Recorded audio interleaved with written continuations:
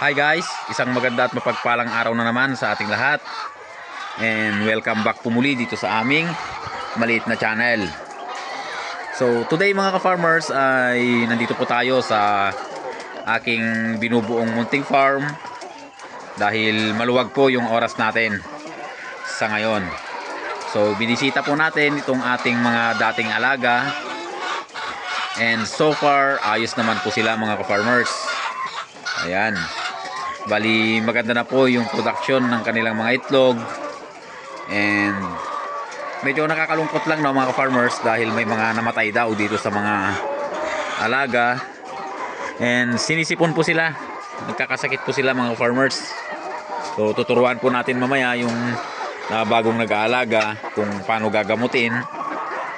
Dahil nakakapanghinayang mga farmers, sayang naman po pagka madisgrasya pa sila. So sa ngayon, hindi natin alam no, mag-11 na po ng tanghali. So sa area na to wala pa pong kahit isang itlog. And dito sa baba, dati sila po yung mga nauunang nangingitlog. But sa ngayon, ni isa mga ka-farmers wala pa. So ayan. So hindi na po kasi tayo yung nag-aalaga no mga farmers. Nakakalungkot man na kailangan muna nating itigil itong ating ginagawa para hanapin muna natin yung ating gustong puntahan. Pero babalik pa rin po tayo dito mga farmers para ipagpatuloy itong ating naudlot na pag-aalaga ng mga paitloging manok at iba't ibang uri ng hayop. So ay mga farmers, mayroon po ditong mga manok na lumulobo yung kanilang mga muka. Sa sipon po siguro to. And nakakalungkot, nalulungkot lang tayo mga farmers dahil matagal po nating inaasam-asam na magkaroon ng mga alagang ganito. Pero nung nagkaroon na po tayo mga farmers ay bigla namang nagkaroon ng twist. So marami kasing nangyari mga farmers. At babalik pa naman tayo para ipagpatuloy yung ating nasimulan. So sa ngayon ay pinasa ko muna sa aking bayaw itong aking mga alaga. So binenta natin sa kanya. At siya muna ang magpapatuloy. Kumuha po siya ng kanyang tagabantay dito. So ito yung ating mga alaga mga farmers dati. So yung pabo binenta natin. Pero yung mga manok ay binigay na lang natin ng free. So ayan, magaganda pa naman sila. Ito mga native. And may dalawang Brahma dito na pure yung itim. So ito may lahing Brahma pa. And ito na lang po yung mga natitirang mga manok dito mga ka-farmers. Dahil yung mga panabong natin ay binalik po natin mga ka-farmers. Or binigay ulit natin sa ating kasosyo para naman siya ang hanap ng mag-aalaga. May itlog na pala dito na mga farmers ng pabo. So hopefully naman ay maparami nila. Dahil yung isa mga farmers is lalaki, yung anak dati. Hindi na po tayo naghanap dati ng lalaking pabo. Dahil nasisense na po natin na titigil muna tayo sa pag-aalaga. Pero maswerte sila dahil lalaki nga yung isa. And nangingitlog na rin yung isang inahin. So sana maparami. And ayun. So itong pala mga ka-farmers, itong mga paitloging manok dito ay ililipat dun sa harap. Dahil magpapagawa po sila doon ng mas maayos na pabahay.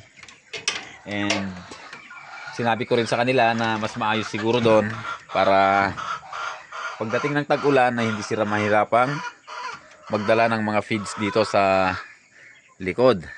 So ayan mga farmers no, kitang-kita nyo naman. Ginilid ko muna yung ating mga kulungan ng manok, pero baka pagbalik natin ay hindi na siguro pwedeng gamitin yung mga to mga farmers. And binabalak ko na rin po na yung kontador natin ay ilipat na dito sa mas maayos na kubo. So dito siguro or sa harap, dahil luma na rin po yung kubo natin dyan. Baka mga ilang taon na lang ay hindi na kayanin Oh, so mas okay na po dito sa bagong kubo natin. So ay mga farmers, nakakapanghinayang, no? Dahil napakalaki po ng sakripisyo na ginawa natin dito. Pero yun nga, dumarating talaga yung time na kailangan muna siguro nating tumigil para makapaghanap buhay muna mga farmers, at sa pagbalik natin ay matustusan na po talaga natin yung ating mga alaga.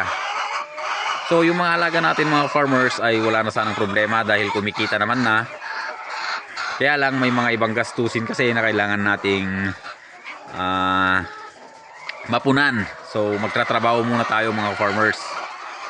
And ayun, yung pangako pala nating mga farmers na kubo na binigyan natin ng deadline na February 20 ay matatapos po natin yung isang side. So February 18 pa lang mga farmers, naitayo na po natin siya. And balak pa natin sanang lagyan ng extension sa kabila, kaya lang kinulang na po tayo ng materyales. And yun nga, bigla tayong nagkaroon ng isang magandang opportunity at grinab natin muna yon.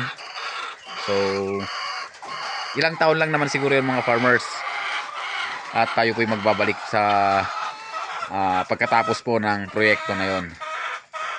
And ito mga farmers is pagbalik natin magkakaroon po ng malaking pagbabago dahil ibahin po natin yung setup ng ating pag-alaga mga farmers. Siguro yung kubo na to mga farmers, ipapa-dismantle ko rin po ito kapag wala na yung mga manok dito. And yung mga gamit dito mga farmers ay yan na po yung iano ko dito, idadagdag. And itong area na to mga farmers, ayusin natin itong kubo dito at saka yun, at babaklasin natin lahat yan. And magpapagawa po tayo ng isang housing. So pag-iipunan po natin yon para pagbalik natin is isahan na lang po siya. And makikita nyo po mga farmers pagbalik natin, magpo-focus po tayo sa paitloging manok mga farmers. So yun po yung ipa-priority natin pag tayo po ay bumalik at magsimula sa panibago. So ayun mga farmers, nakakalungkot man pero kailangan muna natin talagang bitawan itong ating mga alaga dahil unang-una wala naman po tayong makuhang mag-aalaga na iba. So ayun, medyo maganda-ganda na dito mga farmers. Konting-konti na lang sana ay may improve na natin itong ating binubuong farm. So may mga tanim-tanim na rin tayo dyan, yung mga kamatis okay na. And ito mga farmers sa harapan, kung baka sakali lang ay ito na po yung magiging kasama ng ating lupa. So ayan, depende na lang, i-give up na siguro dun sa harap, ipapalit natin dito sa likod para isahan na lang. So malalaman natin yan mga farmers pagka tayo po bumalik na muli dito at mag-umpisa ulit tayo sa ating nasimulan. So ayun lang mga farmers sa araw na to. And sana makabalik pa tayo bukas dito para makapag-update ulit. And ayun, maraming salamat.